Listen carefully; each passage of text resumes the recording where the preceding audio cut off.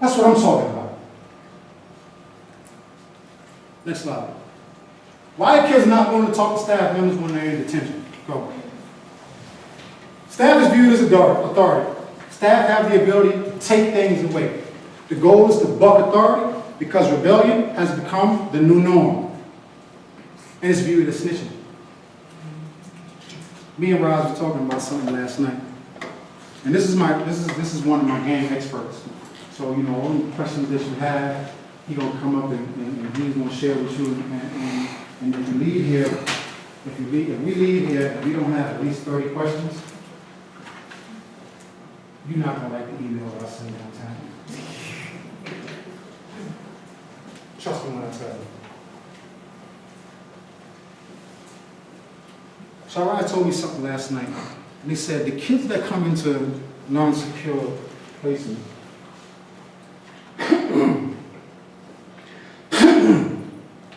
there's a certain portion of them that already don't care about their parents and they don't listen to their parents. Parents take things away. And kids don't like when parents take things away.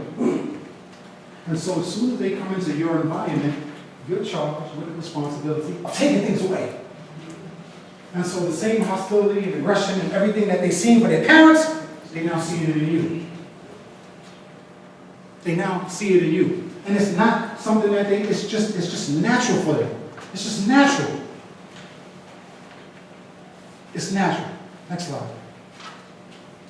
How do you convince kids that gangs are not the right choice when they are in detention? I need you to look at those numbers. Look at the NYC numbers. Look at the NYC numbers. Ain't that cute? Look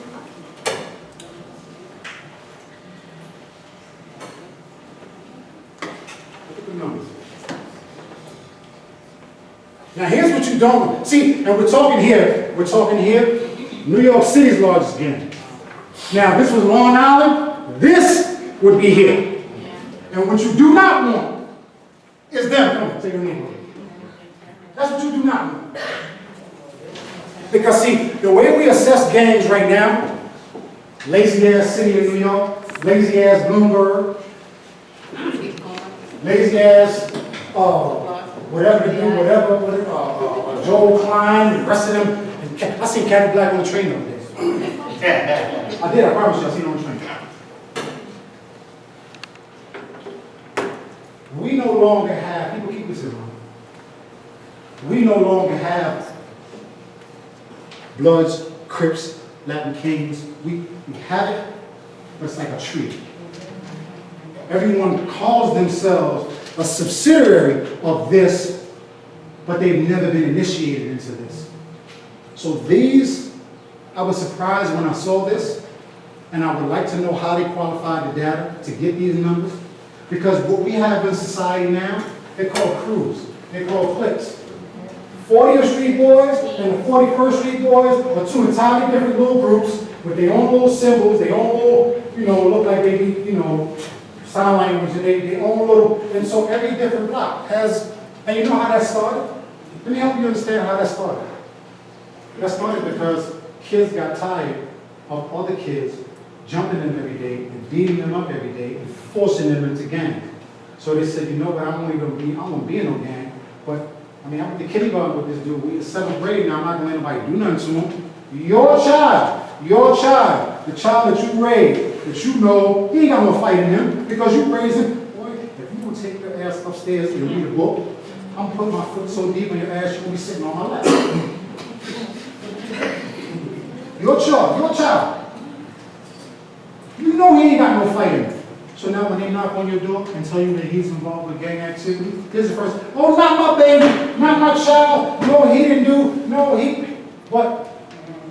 You know what we're going to start doing? We're going to start taking the video camera and just going to the train station. Because your kids, let me tell you what your daughters do. Let me tell you what your little hot-ass daughters do. You don't tell me they don't, because I see them every day. Let me tell you what your little hot-ass daughters do. So when they leave the house, they got on the stockings, and they got the school skirt, and they got on, and it's all looking right when they leave the house. When they get to the train station, they go behind the garbage can, and they start rolling up, and take the stockings off. And when they come out, the sweater is in the book bag, They got on the tank top with the bra off that the little girl with the loose mama, she had that at her house. And they got and when they come out and you like, oh, this girl is 15. What is going on? You see them. You see them. And you know what your sons are doing? Your sons, because you don't see this. Because all you know is you raised a good child. But your sons are on the train wreaking havoc to regular taxpaying citizens like you that's just trying to get home. Being extremely disrespectful and all that. So it boggles my mind how they came up with this number. Next slide. We do it by number one, real definition. Examples. Shari's going to talk about this. We give them examples of the word or real definition of the word coward. Keep it real, loyalty, and disrespect. You'd be surprised if I tell you one of the biggest lessons that we have that kids remember the most is a lesson called, what is disrespect? Watch this. I'm going to give you an example real quick. Watch this, watch this, watch this. What's disrespect? Being with somebody older than you? Okay, your family came from down south. What's disrespect? Come on, sis. What's disrespect? Not acknowledging when someone is speaking to you, not looking someone in the face when you're talking to them, acknowledging that they're talking to you. Okay. What's disrespect, young lady? Not treating someone the way you want to be treated. Okay. Young man, what's disrespect? Offending somebody in a way that you didn't think they would offend them. Right. Now, when you ask a kid what disrespect is, you know what they say? You're saying disrespect is when somebody disrespect you, man. I'm saying when they try to play you, you see where I'm going with this? And that makes them do this. He disrespected me. How did he disrespect you when you don't even know what disrespect means? So when you help them understand what it means and how it comes about, that is a part of our vision statement when we say we change the way they process information. Number two, life skills by qualified professionals who may not have degrees. A lot of those guys don't have college degrees. A lot of them don't. But guess what? Well, you know what? I ain't gonna say that because Shiraz and Ali graduated from UCLA. You know where UCLA is? Who know where UCLA is? Where UCLA is? No, I'm talking about University of the Corner on Lens Avenue. That's what I'm talking about. That's what I'm talking about. He got his degree. He got his PhD. He got his PhD from UCLA. And you know what that means? His PhD from UCLA, that means that he can go in any hood, and just walk through the hood like, what's good? What's happening? The hardest dude walk up to, what's happening? What's up? All right, let's do this. Very few of you guys can do that. Very few, some of you guys are going to leave here and go to the train station on your way to the car, you won't press your pocketbook extra tight. Nothing wrong with that. This is New York. We live here. Okay? Less talking and more tangible drills and skill building exercises. I don't know if it's allowed, but one of the things that you guys need to do is find out who is at the top of the pyramid and say to them, these are the kind of tools and equipment that we need. We need video cameras and we need larger TVs, and when these kids come, we need to work with them on certain exercises, and then what we need to do is we need to bring them back and we need to show them. Stop talking. These kids are talked out. Let's go back to that consistency thing. All the messages that they got. These kids are talked out. Stop talking to them and start showing them. Because you better believe when I look at these videos, when we get back and we put the videos up and we gonna look at it, my guys will be like, he was too long here, he was doing this, we could have did this better, he could have did, and that's going to make me a sharper person come September when I got 55 principals in the room. So how is it that we do it at this level to check ourselves? Because we want to be better professionals. We want to be better professionals. So we hold ourselves accountable and we do stuff like video and we do all this, but the individuals who have a whole life ahead of them, we just want to rely on words. And the most majority of us can't remember verbatim the same thing we said yesterday that's all in the next day. So we rely on words. How do we do that? So I don't know who's at the top of the pyramid, but somebody needs to invest in some video cameras. You need to bring these guys into the room and do things with them so that you can then show them how they behave. Because when you get a child and they're doing something, day one, 30 days later, when you are working on modifying that behavior, it is a valuable tool when they can look at themselves and say, wow, I used to act like that 30 days ago. That's crazy. I ain't even doing that no more. They don't get a chance to see them. Next slide. How do you make gang life unattractive? Ain't that a cute picture right there? Ain't that cute? Ain't that attractive? That's a cute picture, right? Show of hands. How many people think that picture's cute? I got one for y'all that's even cute. I got an adorable picture. I got a real nice picture. Next slide. Ain't that cute? How many people remember that? Show of hands. How many people remember that? Boy, you motherfuckers gonna make me right downtown. I don't care. Tell on me. I don't care. Guess what? I work for me. How do you not know Antique Hennis? How do you not know Antique Hennis? Antique Hennis is the 2-year-old child. His father was walking him in a stroller just down the damn street. Right down the street. His father was walking him in a stroller, and gangbangers came for his father, and his father ran, and they shot him. Shot him in the head. 2 years old. Shot him in the head. And this is Marcus Garvey Village. And guess where GRAAFICS just got a contract at? Marcus Garvey Village. Y'all need to step y'all game up, man. Y'all need to step y'all game up for real, man. For real. You make gang life unattractive by defining the meaning of real love. Defining the meaning of real love for some of these kids. You make it unattractive by identifying whom has experienced real love. You make it unattractive by personalizing it. And I didn't even come up with this. Me and Ross came up with this last night. And he said, you know how, does anybody know why hurricanes get a name? You can say Hurricane A, Hurricane B. Hurricanes get a name because they want to personalize it. They want you to remember it. Well, we had Hurricane Lucy. Yeah. Hurricane Sandy? Well, you remember that. Hurricane Katrina? Oh man, you personalize it. This is personal. This is personal. Because as we've investigated and we've discovered, the overwhelming majority of young adults that call themselves gangbangers, they never saw the body drop. So what that means is this. Yo, Roz, you seen that nigga, yo? He over there? That's something right there? All right, watch this, son. I'm gonna get that nigga. Bam, bam, bam, bam, bam, bam, bam. And now the man washing the fruit is dead. The little baby is dead. The man sitting on the bus going home from work to his wife and his family is shot in the back of the head. Everybody is shot except for the person that he was supposed to be shooting.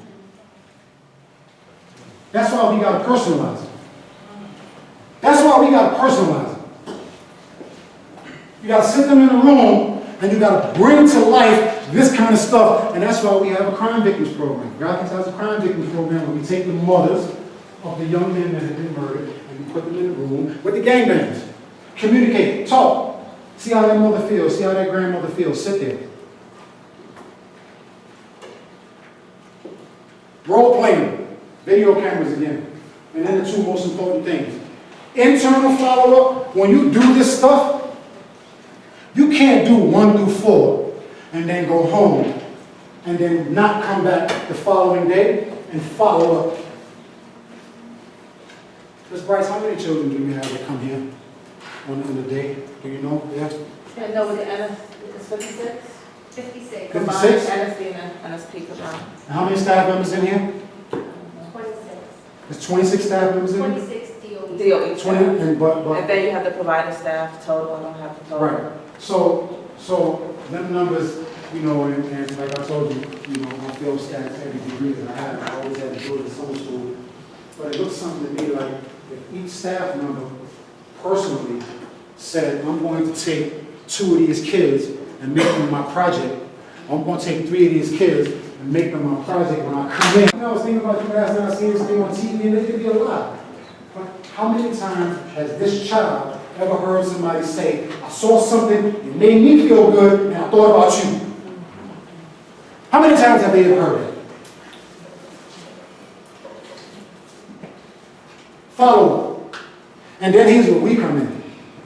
External wraparound services. What I'm working on with Ms. Bryce and some other individuals, we are trying to put together something that looks like, if ACS and DYCD can fund us, we want to be able to empower you. When kids come, because I know it's very fluid. Some of them come for 3 days, a week, 2 weeks, a month, you know, but when they come and they behave accordingly and they leave with your recommendation, they can come to us with a written referral from you, and that written referral from you, as soon as they get to us, day 1, we will give them an internship with some kind of stipend. So that means when you first get locked up, when you first come to Crossroads or wherever it is that you go, and you know you got to be adjudicated, and you know all this stuff happens in the system. The staff members inside of the facility where you are going to say, you know, there's this program in the community called GRAAFICS, and you know they can do this, and they can give you an internship in the hospital, and they can do this, and they'll pay you. They give you $25, $30 a week, and you know you can get out the community, and you can do. That sounds good to a kid because it's money that they're not getting anywhere else. Now the kids that are misbehaving, we're gonna work on them. But now you are empowered to now say that you have something to offer these kids, so that when they leave, they can come directly to us, and that day or the next day, we give them something to do in the community, and we have a stipend to give them. And that's how you open up a relationship with them to say, you know what, I know he's going to come back tomorrow because he wants to go $25. Now I can work with him. Next slide. How do you get kids to participate in the program when inside of SD or MSD? Next slide. Service providers or vendors that offer programs with verified, credible witnesses and a curriculum of non-traditional, tailored evidence-based practices. Next slide. Youth participation allows kids to actively participate in the design of the program that will be used to help them. That's unheard of in the last administration. Next slide. Select programs that have been vetted by other kids as providers for a live and or video testimonials from children that are participating in the program, as well as the teachers and the parents of these children. Do you understand the words that are coming out of my mouth?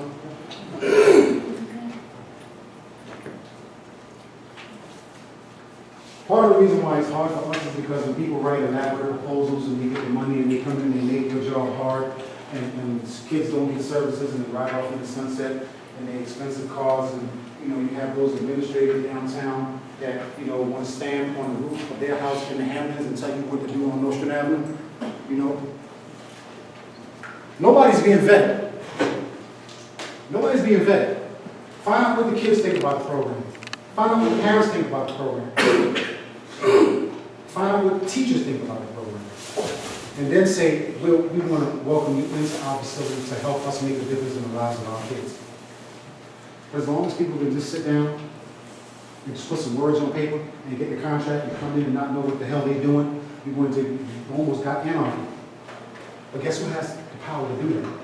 It's not the person at the top of the pyramid. It's 75 voices. 75 voices get together and say, okay, this is something that we need. It needs to be a better system. They have no choice but to listen. That is, if you give a damn.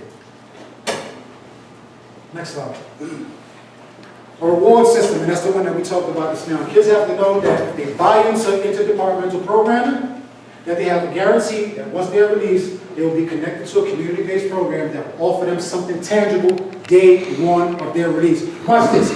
This is Belmont. This is Belmont Avenue. This kid right here, Jamal, that's the kid that I tell you he runs all the Crips. Majority is the Crips. You know what this project was? The principal of the school told me I couldn't do it. So I took them and we went out to Belmont between Mother Gaston and something, Rockaway or something, whatever it is, I don't know. And my kids went out and cleaned up all the trash on both sides of the street, painted all the graffiti off the gates, planted gardens. They did, that was this day right here. Some of them did, they partnered with the Brownsville Community Justice Center and did this mural, gangbangers, these, mine. I got them to do that. And the principal told me I wanted to get them to do that. And guess how I got them to do that? I just went to class and said, yo, we going to do this and come on. You have two options, like it or nothing, choose, come on.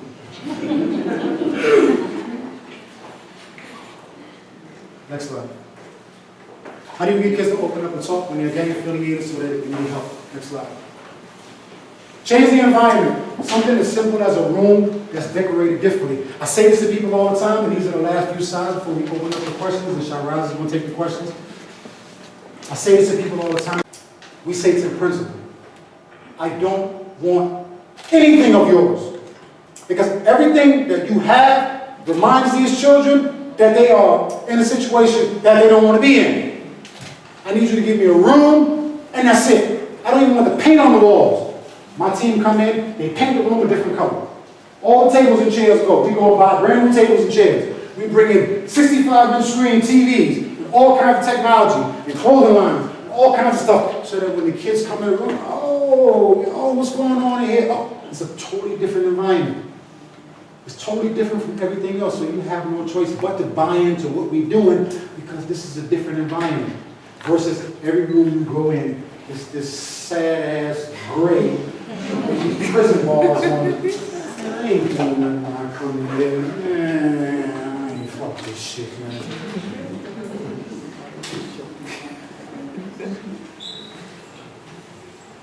Next slide. Establish trust. This is a very fragile area because remember, SD and NSD staffs are viewed as the enemy. So children can very easily act like they trust a staff member to use that staff member for whatever they can get. Gang-affiliated youth get extra points when they can show that they can get things from a staff member. Something as simple as an ink pen. Something as simple as a piece of gum.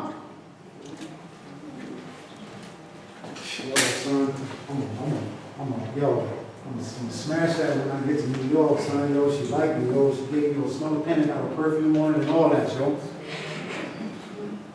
I was there. 12 years old, Columbia, South Carolina. I got sent to reformatory school for 18 months because I beat up the vice principal. Because I was one of them. And I had it. So little white dude, Mr. McManus, I beat him up and put his head in the toilet. But guess what? But that ain't even the fun part. You know the fun part? Here's what happened to me. It was the fun part. When I went away and I did my time, I was like 11, 12 years old, I did my time. And I came home and I had to go to court. And I'm standing in court and my mother's standing there. Fun part. And the judge goes, so, we got the evaluation from, Columbia and, whatever he's saying and all the shit that he's saying. And he goes, Ms. Zeller, what do you think? And my mother says, I don't want him. Y'all can take his ass back. I can't do nothing with him. I'm like, if she gave up on me, man, listen.